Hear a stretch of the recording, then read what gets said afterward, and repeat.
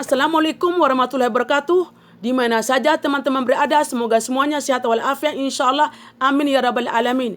Ketemu lagi dengan saya Ummu Tauhid. Bagaimana kalau waktu kosong kita, waktu luang kita isi dengan membaca buku bersama saya. Kali ini saya akan membacakan kisah hidup seorang sufi atau seorang ulama bernama Imam Ahmad bin Hanbal. Semoga bermanfaat untuk teman-teman semua insyaAllah. Dan usahakan dengarkan video ini sampai akhir. Mungkin di akhir video ada tausiah, nasihat, saran dari saya. Semoga bermanfaat untuk teman-teman semua insyaAllah. Imam Ahmad bin Hanbal, jalur keturunannya adalah, beliau mempunyai nama lengkap Ahmad ibnu Muhammad ibnu Hanbal bin Hilal al-Syaibani al-Marwazi. Beliau lebih dikenal dengan Imam Ahmad. Ketika beliau masih dalam kandungan ibunya, orang tuanya berpindah dari Marwi ke Baghdad dan beliau dilahirkan di kota itu pula pada tahun 160 Hijriah.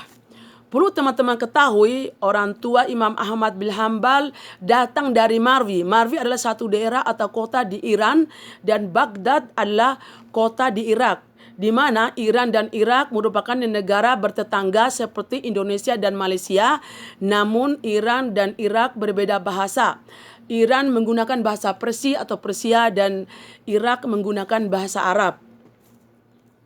Kehidupan Imam Ahmad bin Hanbal, sejak kecil beliau sudah hidup sebagai anak yatim karena ditinggal mati oleh orang tuanya. Sehingga beliau tidak mendapatkan kasih sayang dari orang tua.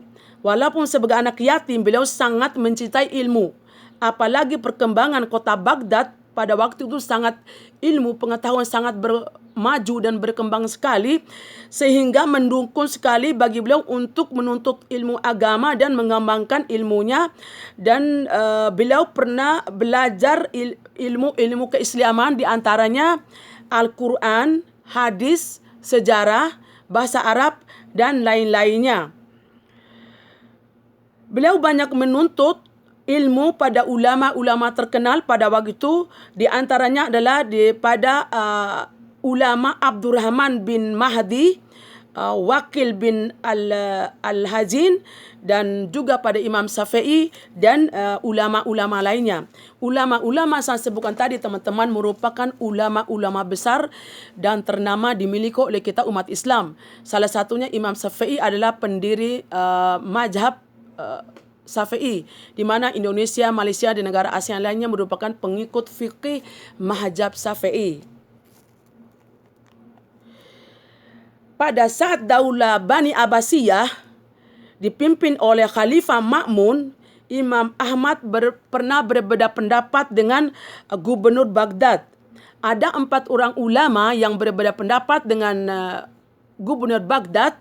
Lalu Gubernur Baghdad mengundang keempat ulama tersebut agar persamaan pendapat dengannya. Namun 4 ulama ternama ini mereka tetap tekad mempertahankan prinsip dan pendapatnya tidak terpengaruh dengan ancaman diancamkan oleh Gubernur Baghdad. Karena perbedaan pendapat dengan gubernur, keempat ulama ini diancam dengan penjara dan siksaan. Akhirnya ulama-ulama di penjara karena keempat ulama ini tetap mempertahankan prinsip dan pendapatnya, dan hanya ulama Imam Ahmad bin Hanbal yang mampu mempertahankan pendapatnya. Ketiga ulama lainnya itu luntur pendapatnya karena tidak sanggup menahan siksaan dalam penjara. Salah satu ulama melarikan diri dan satu lagi meninggal dunia. Dan Imam Ahmad tetap pada prinsipnya mempertahankan prinsip dan pendapatnya, tidak takut dengan ancaman dan siksaan yang dilakukan oleh Gubernur Baghdad. Setelah kepemimpinan Baghdad diganti oleh Mutawakkil, kebijaksanaan pemerintahan Baghdad berubah menjadi baik karena dipimpin oleh Al-Mutawakkil yang sangat baik dan bijaksana, dan akhirnya Imam Ahmad bin Hanbal dibebaskan dari penjara dan beliau bebas memberikan fatwa-fatwa agama kepada masyarakat setempat, dan beliau juga mendirikan pengajian-pengajian di lingkungan masyarakat tersebut. Lalu keistimewaan Imam Ahmad sangat banyak sekali teman-teman. Keistimewaan Imam Ahmad di antaranya adalah, saya akan bacakan singkatnya aja supaya video ini tidak begitu panjang.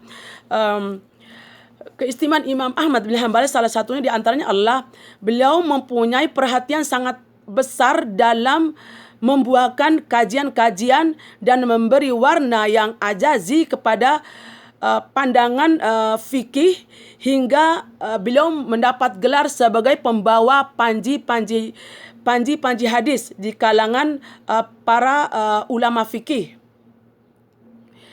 Kajian-kajian terhadap hadis tersebut dibukukan oleh anaknya bernama Abdullah, lalu diberi nama Musnad Imam Ahmad, yang memuat kurang lebih dari 40.000 buah hadis. Dan juga keistimewaan Imam Ahmad lainnya adalah Imam Ahmad tidak mau menulis tentang fikih karena beliau khawatir kalau pendapatnya tentang fikih dijadikan pegangan bagi umat Islam hingga tidak berpegang teguh pada kitab suci Al-Quran. Ketiga, di kalangan para sufi, Imam Ahmad memiliki amalia yang sangat cukup tinggi hingga tingkah lakunya dalam arahan dan lindungan Allah Subhanahu wa taala. Lalu keistimewaan Imam Ahmad yang lainnya adalah ketika beliau di dalam penjara, beliau disiksa, dipukul sampai pakaiannya robek dan hampir saja auranya terbuka. Tiba-tiba ada tangan lain yang menahan pakaiannya hingga aura Imam Ahmad tidak terlihat, dan sehingga yang menyiksa Imam Ahmad itu kaget dan menghentikan penyiksaannya. Itu teman-teman tadi di saat Imam Ahmad disiksa oleh tukang pukul yang disuruh oleh gubernur Baghdad. Tiba-tiba ada tangan yang melindungi badan beliau sehingga pakaiannya tidak keluar dari badannya, sehingga aura beliau tetap terlindungi dan tidak kelihatan teman-teman. Bisa saja mungkin itu Allah mengirimkan malaikatnya untuk melindungi ulama Imam Ahmad bin Hanbal teman-teman. Subhanallah. Lalu beliau pernah bermimpi dan mendapat izin bertanya beliau pernah bermimpi dan mendapat izin dari Allah untuk bertanya. Lalu beliau bertanya kepada Allah, amal apakah untuk mendekatkan diri kepadamu? Lalu Allah menjawab, kalamku. Dimaksud dengan kalamku teman-teman adalah kitab suci Al-Quran. Lalu apakah mengerti dan tidak mengerti? Allah menjawab, mengerti dan tidak mengerti. Yakni kita membaca Quran itu teman-teman, baik pun kita tidak mengerti artinya, atau artinya kita selalu membaca kitab suci Al-Quran walaupun kita tidak memahami artinya. Itu dimasuk dari dialog Imam Ahmad bin Hanbal dengan Allah dalam mimpinya teman-teman. Lalu keistimewaan Imam Ahmad bin Hanbal lainnya, beliau mempunyai wirid beliau mempunyai wirid membaca Quran, menghatam Quran setiap hari, dan beliau melakukan sholat 300 rakaat setiap hari. Bahkan dalam penjara beliau masih bisa melakukan sholat 150 rakaat dalam penjara. Beliau juga banyak meninggalkan buku-buku, karyanya sangat banyak sekali, tapi yang sangat terkenal yang itu salah satunya diantaranya adalah kitab As-Sunnah yang tetap digunakan oleh umat Islam pada saat ini. dan beliau meninggal pada tahun 241 Hijriah di Baghdad setelah beliau menghabiskan seluruh waktu hidupnya untuk berbakti dan beribadah kepada Allah Subhanahu wa taala.